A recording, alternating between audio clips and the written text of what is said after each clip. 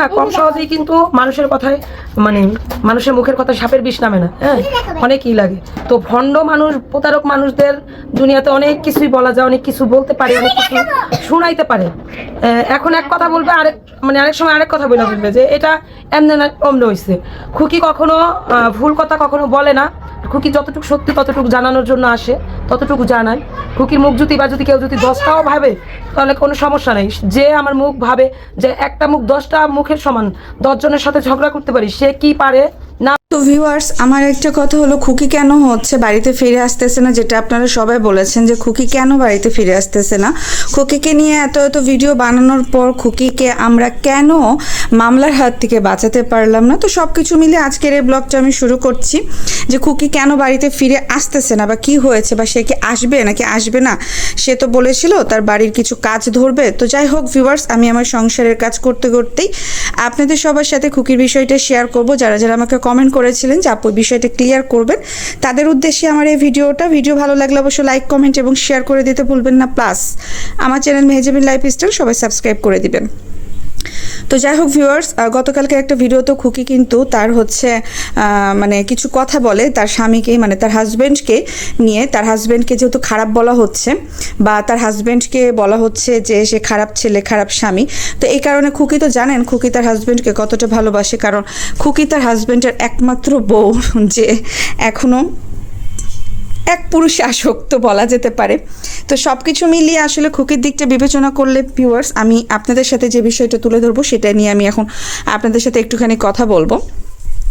গতকালকের একটা ভিডিওতে খুকি বলেছে যে আমার হাজব্যান্ড বা আমার নামে ভুল বোঝানো হচ্ছে সোশ্যাল মিডিয়াতে। আর যেহেতু খুকির নামে একটা জিডি করা হয়েছে বা থানাতে খুকিকে ডাকা হয়েছে, যার কারণে খুকি দেখা যাচ্ছে যে কারো নাম নিয়ে কোনো কথা বলতে পারতেছে না। আমি এখানে কিছু উপদেশ খুকিকে দিব। আমি জানি না যে আমার ভিডিওটা খুকি দেখবে কি না। অ্যাকচুয়ালি দেখেন, ভুল ত্রুটি সবারই হয়। সব কিছু মিলিয়ে আমরা মানুষ, আমাদের পরিবার আছে, আমাদেরকে আমাদের পরিবার নিয়ে থাকতে হবে, কারণ বিপদ আপদ বলা যায় না। হ্যাঁ, বিপদ আপদে আগে পরিবারই আসে। কিন্তু এখানে আরেকটা কথা ভিউয়ার্স, পরিবারের কারণে কিন্তু মানুষ বিপদে পড়ে। ইদানিং বাইরের মানুষ কিন্তু আপনার ক্ষতি করতে পারে না, কিন্তু পরিবারের মানুষগুলো আপনার চরম লেভেলের ক্ষতি করে দিবে। তো যাই হোক, এখানে আমি একটা কথা বলবো যে খুকি ভাড়া বাড়িতে না থেকে তার বাচ্চা কাচ্চা নিয়ে তার নিজের বাড়িতে যেন চলে আসে। আর আমার মনে হয় যে এটা আসাটাই ভালো হবে, কারণ সবাই সবার মতো করে ভিডিও ছাড়তেছে যেন খুশি, মানে খুকি না আসে বা খুকি ভয় পায়, এরকম একটা ব্যাপার স্যাপার। তো এখানে আমি বলবো যে যাই হয়েছে সেটা হচ্ছে খুকির বাড়ি। খুকি মানে যত দ্রুত সম্ভব তার বাচ্চা কাচ্চা নিয়ে, জিনিসপত্র নিয়ে যেন তার বাড়িতে, তার নিজের বাড়িতে ফিরে আসে, এবং নিজের বাড়িতে থেকে যেন লড়াইটা করে। এবং আমি আরেকটা উপদেশ দেব খুকিকে, ক্যামেরার সামনে এসে চিল্লাচিল্লি না করে সে যেন নীরব থেকে আইন আদালতের মাধ্যমে যে কোনো বিষয় সমস্যার সমাধান করে। এখানে কিন্তু খুকি একটা বড় ভুল করে ফেলেছে, যে সে কিন্তু ওই যে ভিডিওতে এসে বলে দিয়েছিল বাবুর নামে, মিমের নামে, যে ছোট ননদ এবং বাবু মিলে আমাকে বাড়ি থেকে বের করেছে, তারপরে আমি তাদের নামে মামলা দিব। এই যে একটা কথা বলে দিয়েছে, এটাই মিম এবং শারমিন একটা ক্লু পেয়ে গিয়েছে। তারা কিন্তু এই ক্লিপটা নিয়েই একদম দৌড় দিচ্ছে থানাতে। হ্যাঁ, তো সব কিছু মিলিয়েই দেখেন কি যে পরিমাণ বাতাস আসতেছে, বাতাসের এত শনশন শব্দ, দেখেন বাতাস কি বাইরে। তো ওই যে হয় না যে মাথা গরম থাকলে মানুষ ভুল বেশি করে, তো খুকি ভিডিওতে এসে ফাঁকা একটা মানে বোম ছেড়ে দিয়েছে যে আমি এটা করব। তো এই কারণে দেখা যাচ্ছে যে শত্রুপক্ষ সচেতন হয়ে গেছে, এবং শত্রুপক্ষ আগেই নিজেদেরকে মানে আগেই হচ্ছে থানাতে স্যালেন্ডার করে ওর নামে মানে খুকিকেই ফাঁসিয়ে দিয়েছে। উল্টো খুকিকেই কিন্তু থানা থেকে একটা কমপ্লেনের মাধ্যমে ফোন দিয়ে ডেকে নিয়ে আসা হয়েছে। তো সব কিছু মিলে এই যে হিতাহিত জ্ঞানশূন্য অবস্থা একটা আছে না, যে লাফালাফি যে বেশি করে সেই কিন্তু বিপদ একটু বেশি পড়ে। তো খুকি ভিডিওতে এসে যা করার করছে, লাফালাফি করছে, চিল্লাপাল্লা করছে, যা বলার ভিডিওতে ওপেনলি বলে দিয়েছে, যার কারণে তারা কিন্তু সাইলেন্টলি একটা মামলা বা জিডি যেটাই হোক একটা খুকির নামে কমপ্লেন দায়ের করতে পারছে। তো এটা বলা উচিত হয়নি, খুকির উচিত ছিল যে আগেই সে নিজেই যেন থানাতে যায়, যে মানে এই কাজটা করে বাবু কাল্লা এবং মিমভুতুরির নামে। কারণ দেখেন এখানে একটা কথা আছে, এই মাঠটা কিন্তু খুকি খাইলেও খাইতে পারতো।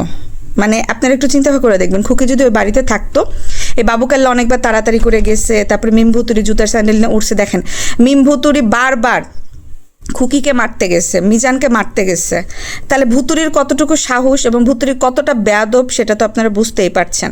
তো এই ভুতুরি কি করছে, বারবার কিন্তু তাড়াতাড়ি গেছে খুকিকে মারার জন্য। এবার কিন্তু সে নিজেই তার বাপের বাড়িতে বাবু কাল্লা এবং শারমিন, বাটুল শারমিন এবং তার মা মানে মিমের শাশুড়ি সবাই মাঠটার খেয়ে ঘুরে আসছে ওই বাপের বাড়িতে। এই বাপের বাড়িতে কি আর পা দিতে পারবে?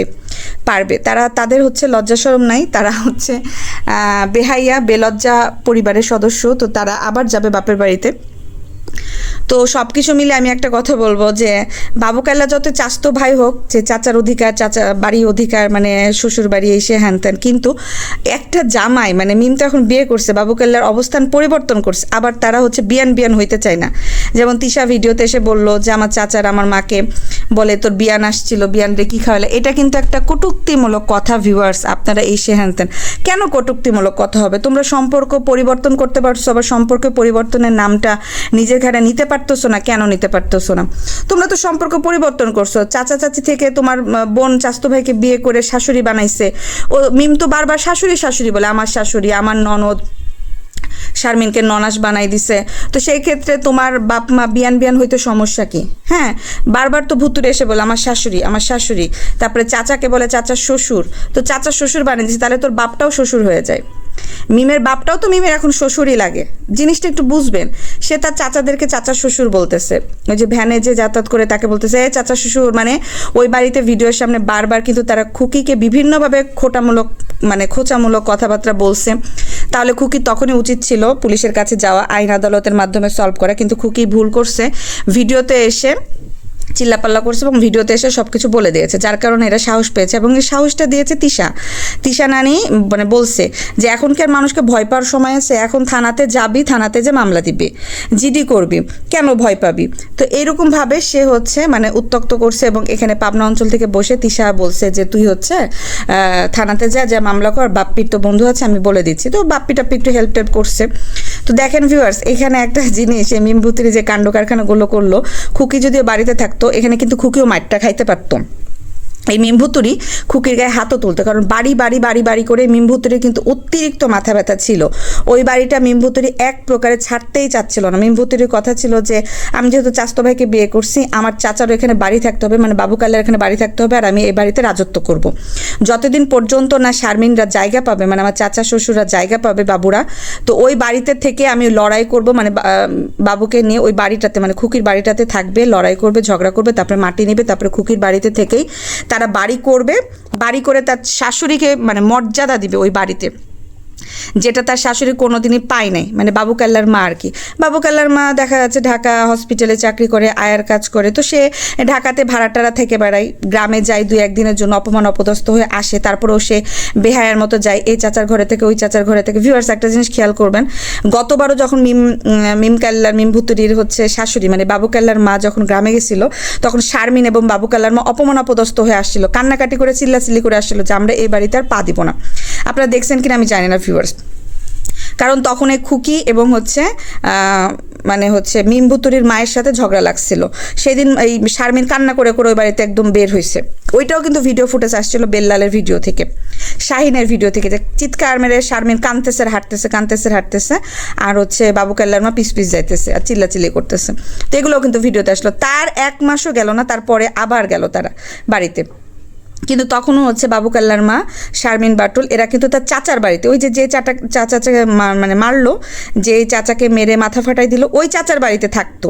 ওই চাচার ঘরে থাকতো। আবার ভ্যানালা যে চাচা ছিল, হাশেম না কাশেম, ওর বাড়িতে থাকতো। তো সব কিছু মিলে কিন্তু ওই মিমভুতুরির বাড়িতে বা খুকির বিল্ডিংয়ে তারা উঠতো না, বা যাইতো না, বা থাকতো না। তারপরে এবার আবার যে ওই বাড়ি ছাড়ে না, হ্যাঁ, সবাই মিলে ওই বাড়িতে ওই খুকির ঘরেই থাকা শুরু করে দিল। যেহেতু খুকির খুকির সাথে যে ঝামেলা হচ্ছে শারমিনের, তারপরে শারমিন খুকির বাড়িতে যে দেখাচ্ছে যে এই যে আমি আসছি, তোর যদি ক্ষমতা থাকে তুই আয় বাড়িতে, আমরা লড়বো। এরা নিজেরা গেছে মারামারি করার জন্য, মায়ের খেয়ে ঘুরে আসছে, আল্লাহর বিচার আসছে। আবার এই শারমিন বাটুল যে চাচাকে খাওয়ায় দাওয়ায় পুষছে, ঢাকাতে এই চাচাকে অনেকবার দেখা গেছে শারমিনদের বাড়িতে, অনেক আগে থেকে, শারমিনের বিয়ের আগে থেকে, রাজের সাথে যখন শারমিনের বিয়ে হয় তখন থেকে এই চাচাকে তাদের বাড়িতে অনেকবার ভিডিওতে দেখা গেছে। বারবার শারমিন বলতো যে আমার ফুপু এবং চাচাই সব, আমরা যেভাবে দেখি অন্যান্যরা এভাবে দেখে না। আমরাই তাদেরকে দেখি। তার ফুপুকেও দেখতাম যে আসতো, এবং তার চাচাও কিন্তু ওই বাড়িতে খুব আসতো, খাইতো, থাকতো। দেখেন ওই যে বলে না যে আমি হচ্ছে মানে ডাকাত পুষতেছি আমার সুবিধার জন্য, ওই ডাকাতই একদিন আপনাকে ধরবে, সেমভাবে আপনাকে ধরছেও। হ্যাঁ, চট থাপ্পড় দিছে, আর এরা সুযোগ পেয়ে মাথাটা ফাটাই দিছে। চিন্তা করবেন মানে জিনিসগুলো আসলে কোন দিকে গেছে। তো খুকিকে আমি একটা কথাই বলবো যে তুমি বাড়িতে যেভাবে তুমি নিজে গেছো, তুমি নিজে এসে তোমার বাড়ি দখল করো এবং নিজে এসে বাড়িতে ঢুকো। গতকালকে আমি দেখলাম যে সাবিনার ভিডিওতে মানে হচ্ছে শারমিন গেছে, মানে শাহিনের বউ শারমিন এবং তার মা গিয়েছিল ব্যাংকের ওই যে টাকা পয়সা তুলতে। তখন যেহেতু ওর মা বাড়ি ভাঙার কথা বলতেছিল, বাড়ি ভাঙা না মানে যে নদীর যে ভাঙন ধরছে, পদ্মা নদীর যে বাঁধ পার ভেঙে যাচ্ছে, পদ্মা নদীতে আবার কিন্তু ভাঙন শুরু হয়েছে। তো তখন তার মা বলতেছিল যে রাতারাতি নাকি অনেকখানি করে মাটি ভেঙে ভেঙে চলে যাচ্ছে, অনেকের বাড়ি নাকি ভেঙে যাচ্ছে। তখন কিন্তু এই যে শাহিনের বউ শারমিন বলতেছিল এক ধারসে নিয়ে যায় না কেন, এক ধারসে বাড়িটা নিয়ে গেলেই তো হয়, দিয়ে হাসতেছিল চোখ টিপ মেরে, কারণ ক্যামেরা ধরেছিল হচ্ছে সাবিনা। তো সাবিনার ভিডিওতে এটা দেখা গিয়েছে যে শারমিন এভাবে বলতেছে যে ভেঙ্গে দেখ, একবারে এক রাত্রে বাড়িটা পুরো নিয়ে যায় না কেন, নিতেছে না কেন, বাড়িটা নিয়ে যায় না কেন, মানে এভাবে বলতেছিল। এই বাড়িটা যদি এই চাপা সুটকির হইতো তাহলে চাপা সুটকিকে এটা বলতে পারতো? খুকির বিল্ডিং বলে বলতে পারতেছে, বাড়ি বাড়ি করতেছে, খুকির বাড়িটা যেন ওই পদ্মা নদী ভেঙে নিয়ে যায়, মানে এইটা বলতেছে। তো সব কিছু মিলে ভিউয়ার্স এরা খুকিকে এত বেশি হিংসা করে, কারণ ওই যে উন্নতি দেখতে পারে না। যতদিন খুকি এই যে মাটির ঘরে ছিল, টিনের ঘরে ছিল, একটা একটা করে ইট গেথে কাদা টেনে মাটি রাতারাতি হাজব্যান্ড ওয়াইফ মিলে কোদাল দিয়ে মাটি টেনে বাড়িটা করছে বা সলিড করছে। দেখেন এখন সবার চোখ পড়ছে একটা কি জিনিস ভিউয়ার্স, যে গুছানো বাগান বা সাজানো গুছানো একটা বাগান সবাই পছন্দ করে, কিন্তু একটা জঙ্গল আলা বাগান কি কেউ পছন্দ করে না। ততক্ষণ জঙ্গল থাকে যতক্ষণ মানুষ তাকায় না, বাট ওই জায়গাটা যখন একটা মানুষ পরিষ্কার পরিচ্ছন্ন করে সুন্দর করে ওইটা থাকার একটা পরিবেশ তৈরি করে, তখনই দেখা যাচ্ছে যে কিছু মানুষের নজর পড়ে যায়। তো সব কিছু মিলিয়ে আমি বলবো খুকিকে বাড়িতে চলে আসার জন্য তার জায়গা তার জমি সে যেন নিজেরটা ঠিকঠাক মতো বুঝিয়ে নেয়। সব কিছু মিলিয়ে আসলে দেখবেন চিন্তাভাবনা করে যে যার বাড়ি তার আসলে নিজের দখলে না থাকলে এই জিনিসগুলো চলতেই থাকবে।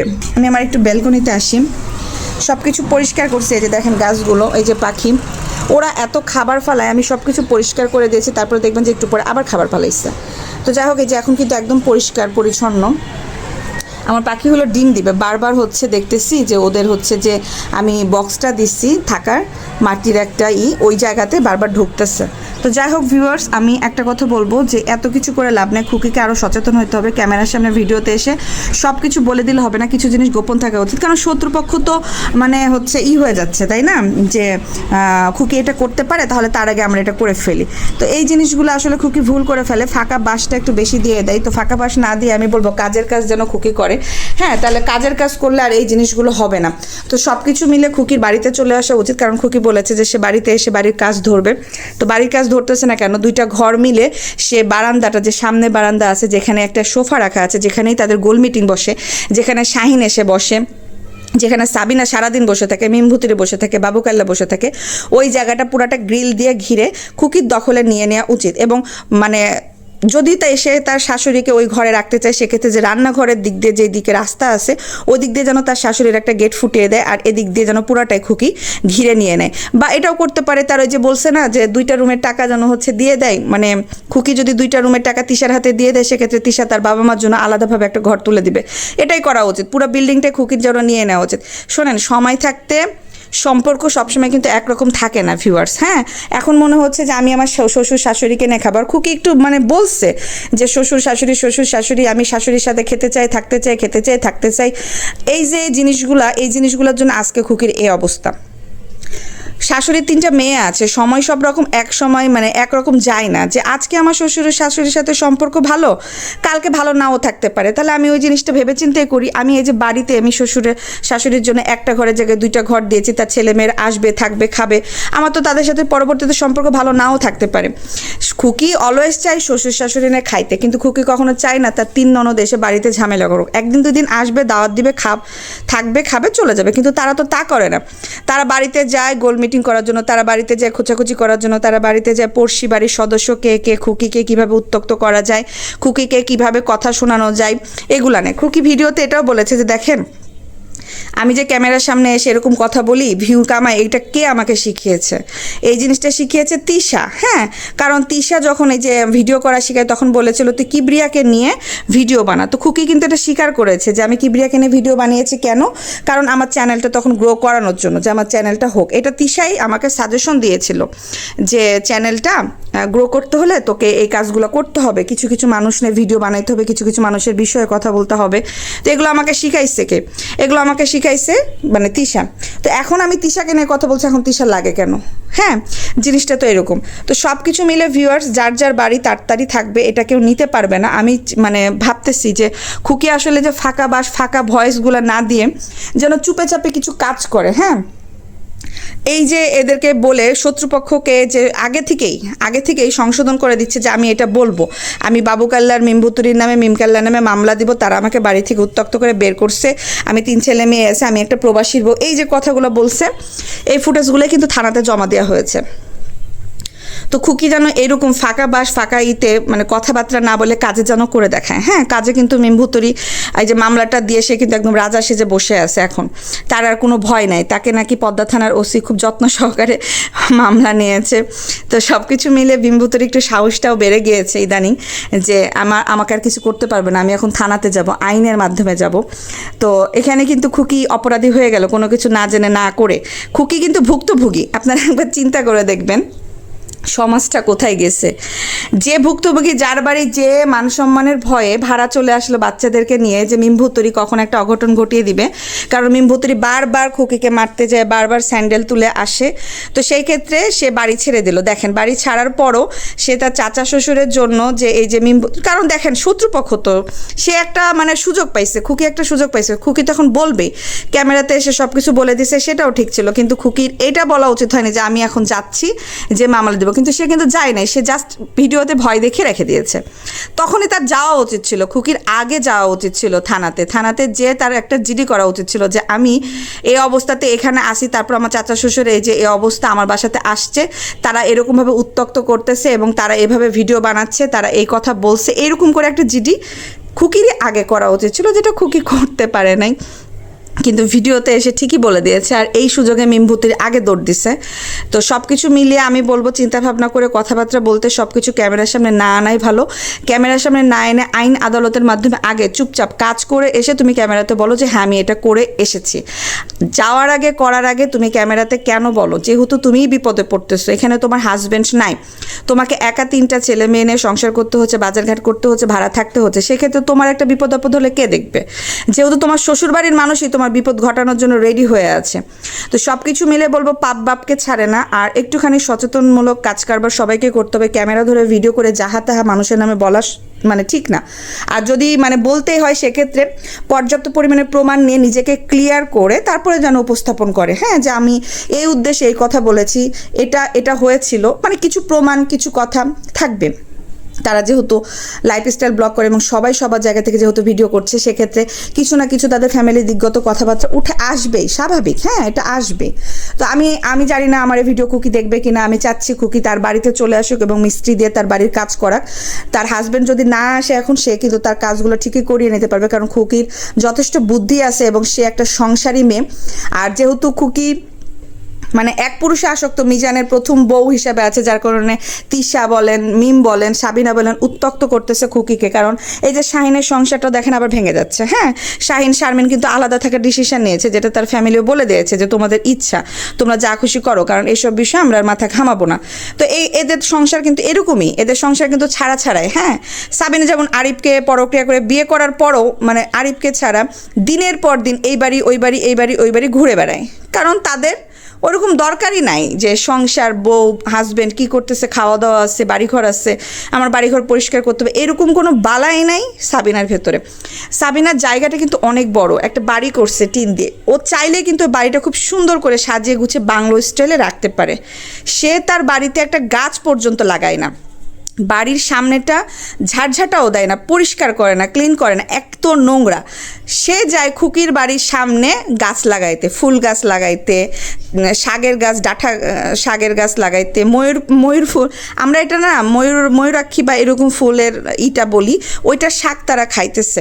তো এটা আমার জানা নাই যে ওই ফুল গাছের শাক পাতা মানে তারা ওইটা রান্না করে খায়। তো সাবিনাকে আমি দেখেছি ঘাস লতা পাতা খুব পছন্দ করে।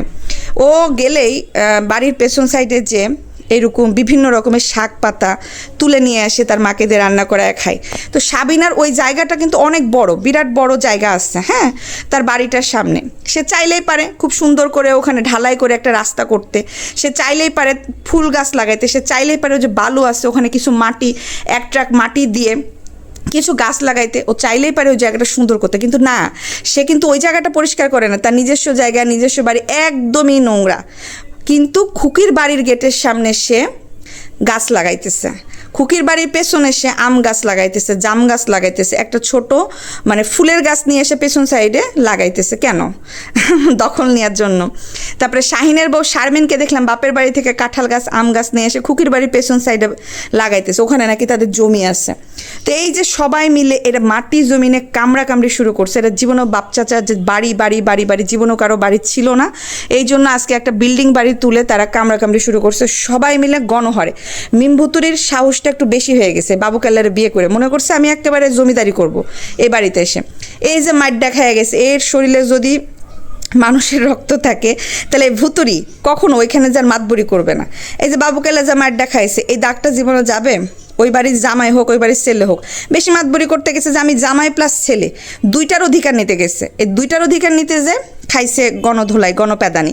শাহিন মারছে, মিমভুতুরির বাপেও মারছে শারমিনের মাকে। চিন্তা করেন, এরা গণহারে গণপিটুনি খায় ঢাকা বিদায় করছে। তারপরেও ঢাকা বিদায় হওয়ার সময় তারা নিজেরা ক্যামেরা ধরে ভিডিও করে আসছে। চিন্তা করেন, মানে অবাক লাগে আমার মাঝে মাঝে।